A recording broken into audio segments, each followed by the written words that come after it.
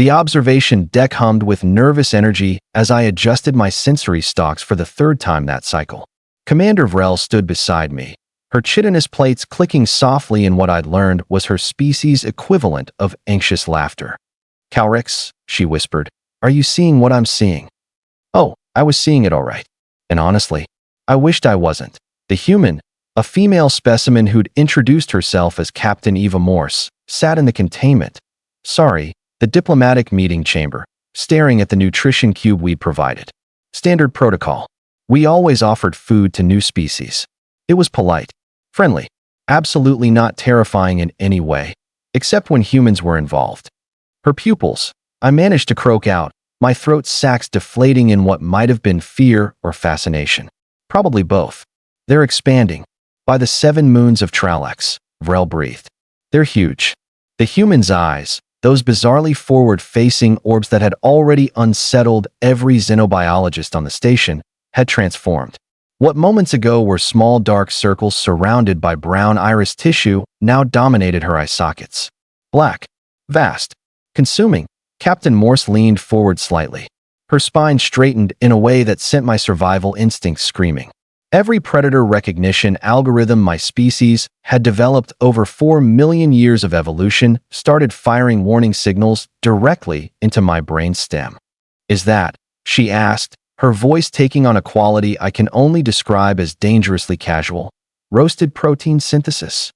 Our junior diplomat, a Quilvan named Hempt who'd insisted he could handle first contact scenarios, made a sound like air escaping from a punctured hull. "It's, yes, Captain. Synthesized from molecular structures we believed would be compatible with your digestive requirements. Smells good." Those 2 words. 2 simple words. But the way she said them, with that slight growl at the end, I've heard less threatening sounds from Vaxorian war beasts defending their nesting grounds. Hempt pushed the plate closer with a manipulator arm, clearly not wanting to get within reach. "Smart kid. Please enjoy." Here's where it got weird. Well, weirder. Captain Morse's lips pulled back. We'd studied human facial expressions in preparation for this meeting. Baring teeth was supposed to be a smile, a friendly gesture. Except this smile didn't reach her eyes. Those enormous, dilated, hunter's eyes that tracked every movement in the room with a precision that made my skin prickle. She picked up the nutrition cube. Her fingers, I noticed with growing horror, had opposable thumbs. Grasping appendages. Tool-using appendages. Weapon-wielding appendages. "Stop it, Kalrix.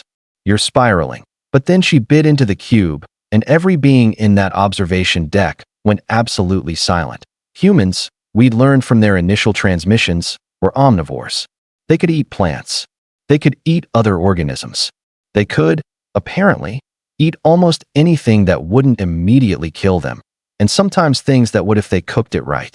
Versatile, they'd called it in their diplomatic briefings. Terrifying, I called it in my personal logs. Captain Morse chewed slowly. Her jaw moved in a grinding motion that spoke of millions of years crushing bones and tearing flesh. The sound, even through the audio dampeners, reached us. Crunch, crunch, crunch. "Fascinating," Vrell murmured beside me. "The pupil dilation appears to be an involuntary response to food stimuli. It's similar to hunting focus in apex predators from Category 7 death worlds." "Vrell," I said quietly, "Earth is a Category 8 death world." Her plate stopped clicking. "Oh, right." Captain Morse swallowed. Then something even stranger happened. Her pupils contracted slightly, returning to a more normal size. The tension in her shoulders eased.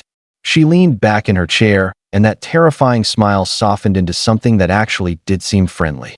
"That's delicious," she said warmly. "Thank you so much. I haven't had real food in 3 cycles. The ration packs on long-haul ships are, well, they're functional." Hempt's relief was palpable. "We're so pleased you enjoy it, Captain. We were concerned about compatibility." "Oh, this is great. You know what would make it even better, though?" Every being in the observation deck leaned forward. "Some kind of sauce. You folks have anything spicy? Hot? Maybe something that could cause mild tissue inflammation." Dead silence. Did she just ask for poison? As a condiment? "I'm sorry," Vrell said through the intercom, unable to stop herself. "Did you say tissue inflammation?" Captain Morse laughed. Actually laughed. The sound was pleasant enough, but I couldn't shake the memory of those expanded pupils. Yeah, capsaicin or something similar. We use it for flavor. Makes food more interesting. I said slowly, my translator struggling with my disbelief, voluntarily consume compounds that cause pain. For enjoyment. Well, yeah, don't you? 23 different species in that observation deck exchanged glances. No, we absolutely did not. Captain Morse seemed to sense our confusion. Her expression shifted, becoming more thoughtful. I guess that's a human thing. We do have a pretty high tolerance for stuff that bothers other species. Doesn't everyone? No, Captain, Hemp said faintly. That is distinctly not universal. She shrugged and took another bite of the nutrition cube. Her pupils expanded again. Just slightly. Just enough to remind every single one of us what we were dealing with. Apex predator. Death world origin. Pain-seeking behavior. Binocular vision optimized for tracking prey. And we'd invited them to join the Galactic Council. What could possibly go wrong?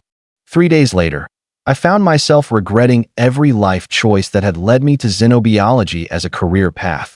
The cafeteria incident, as it would forever be known in station records, started innocently enough. Captain Morse had requested permission to prepare something called breakfast, using ingredients from our botanical gardens and protein synthesis labs. Command, in their infinite wisdom, had agreed. Cultural exchange, they said. Building bridges, they said. Nobody mentioned we might be building bridges straight into nightmare territory. That I arrived at the communal dining area to find approximately 47 station personnel crowded around the human cooking station, maintaining what they clearly believed was a safe distance. Vrell spotted me and waved me over with her primary manipulator. You have to see this, she hissed. It's absolutely horrifying.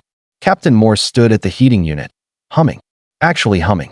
Some kind of melodic pattern that would have been pleasant if not for what she was doing. She was cooking something that was still moving. Kalrix, Hemp whispered from my left, his face tendrils pale with shock. Those are Chilean moss eggs. They're not supposed to be exposed to temperatures above 30 degrees. She's heating them to 90. Why are they bubbling? I asked. I don't know, and I'm afraid to find out. The human female poked at the bubbling mass with a primitive metal implement, then reached for a small container. The label, hastily translated into Galactic Standard, read, pepper flakes.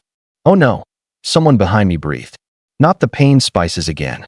Captain Morse sprinkled the red flakes liberally over the cooking eggs.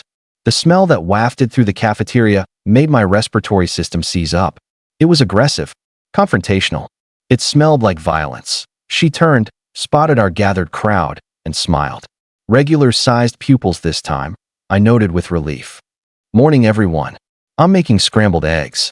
Well, egg-adjacent. Anyone want some? The silence was deafening. I'll try some, came a voice from the back. We all turned in horror. Dr. Foam, the human medical officer who'd arrived on the second shuttle, pushed through the crowd.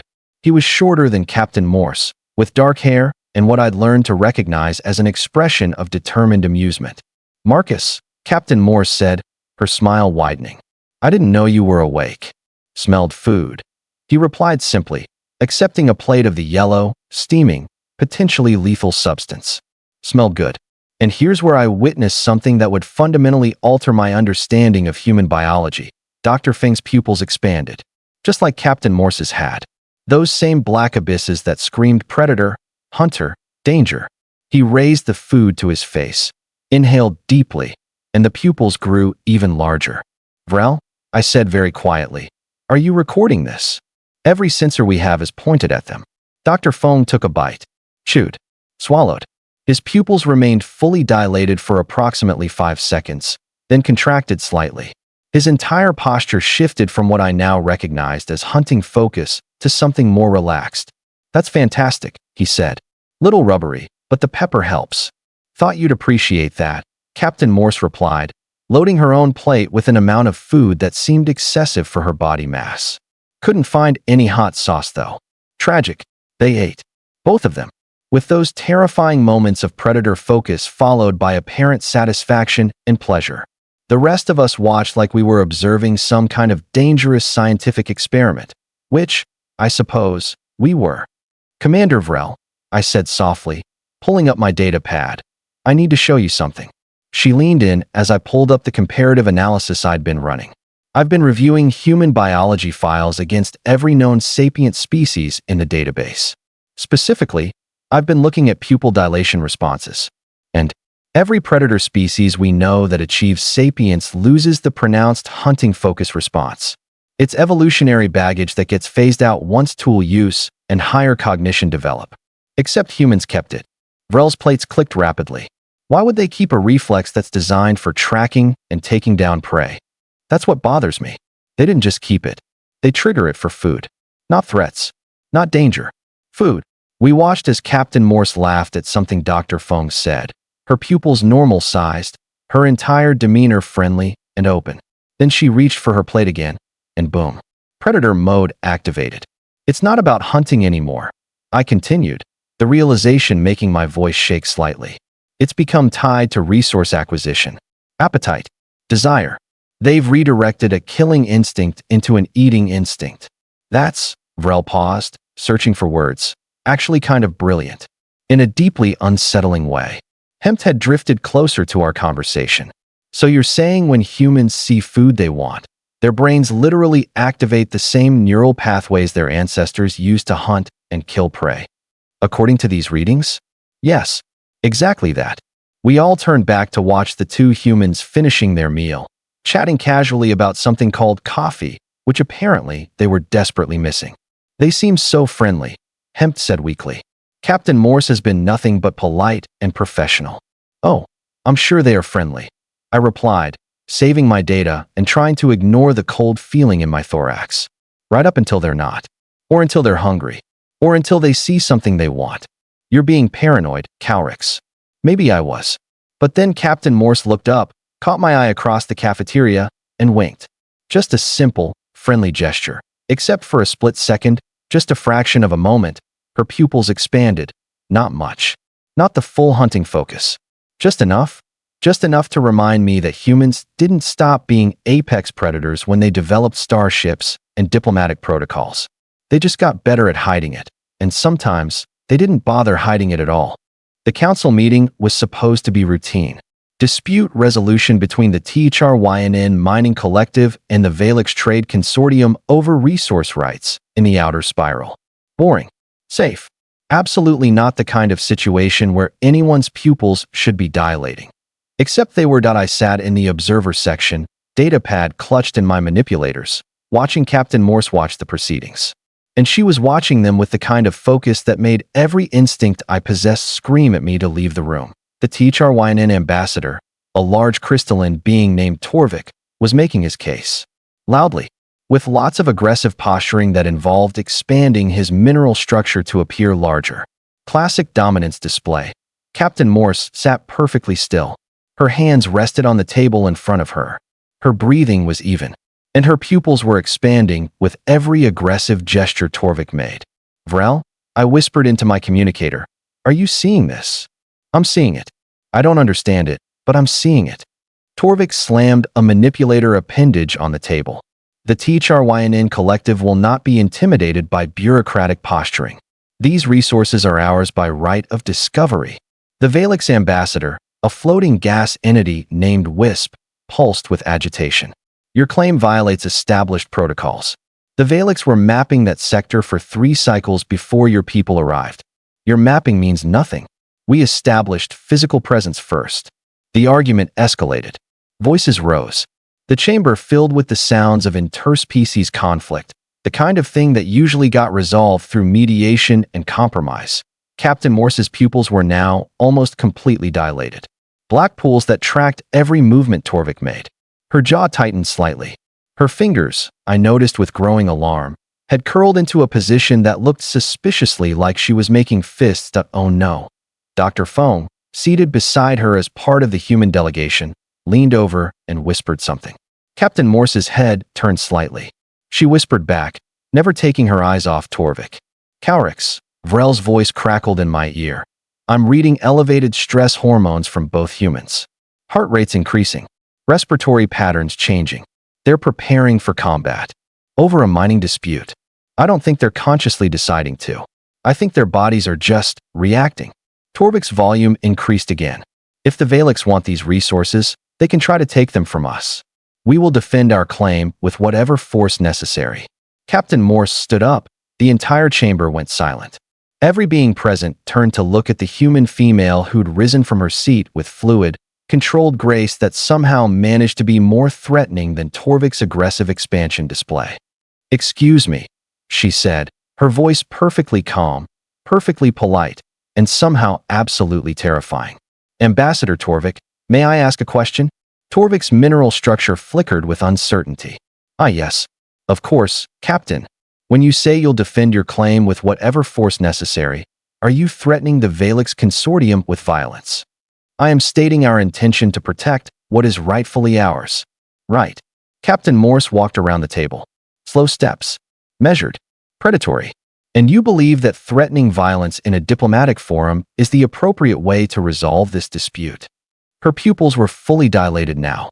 Every being in that chamber could see them. Those enormous black targeting systems that evolution had given humans for tracking fleeing prey across open grasslands. Except there was no prey here. Just a very large, very aggressive mineral entity who was suddenly looking significantly less confident. That is, the THRYNN collective does not respond well to disrespect, Torvik managed. "Neither do humans," Captain Morse said softly. Too softly. "But we respond very poorly to bullying." She stopped approximately 2 meters from Torvik.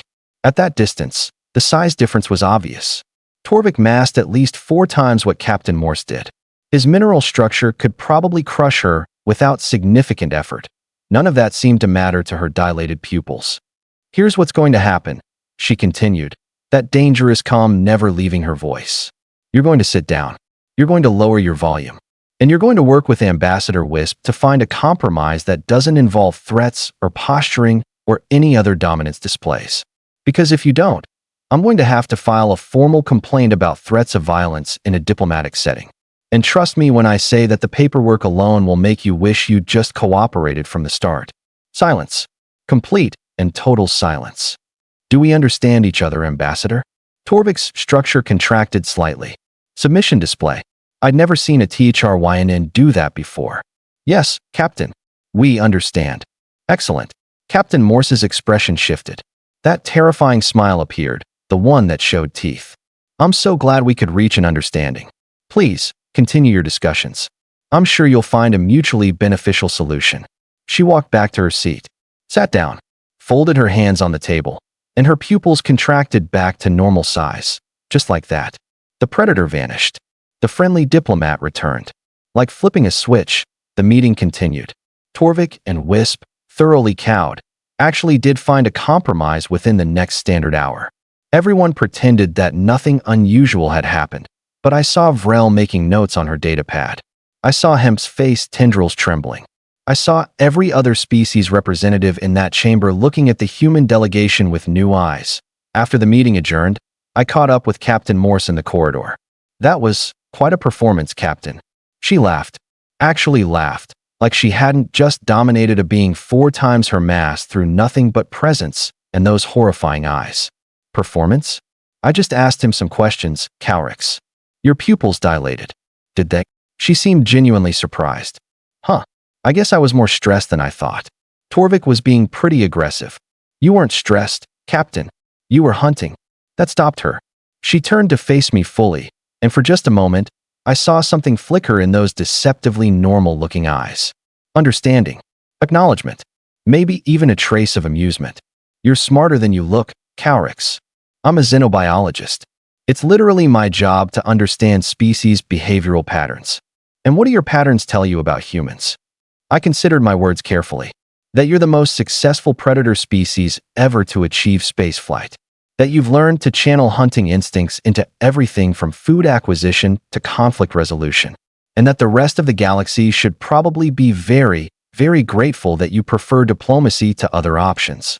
Captain Morse was quiet for a long moment. Then she smiled. A real smile this time. Normal pupils. Genuine warmth. "That's about right," she said. "But here's the thing nobody seems to get. Yes, we're predators. Yes, we have instincts that would scare most species. But we also have something else. Choice. Control. We don't have to act on every impulse. We choose when to be dangerous and when to be kind. And right now, We choose to be your allies, your friends, your partners in building something better than what our ancestors would have done with these instincts. She paused at the doorway to the human quarters. But Kalrix, if someone threatens what we've built, if someone tries to hurt our friends or destroy our home. Her pupils dilated. Just slightly. Just enough. Then we choose differently.